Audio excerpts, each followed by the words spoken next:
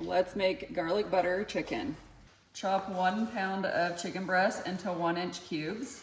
Add your chicken to a bowl.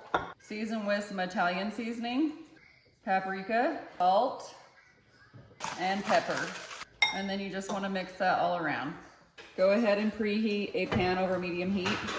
Now that your pan is warm, go ahead and add a tablespoon of olive oil and a tablespoon of butter. Add your chicken. Make sure you just spread it around so it can cook evenly. And you'll let it cook for a couple minutes on each side until it's almost done cooking. Go ahead and flip them over on the other side. Now that these are about done cooking, I'm going to add another tablespoon of butter and a tablespoon of garlic. Mix all that together. If only you could smell this. It smells so delicious. I'm going to place a lid on and then just let it simmer for a couple minutes.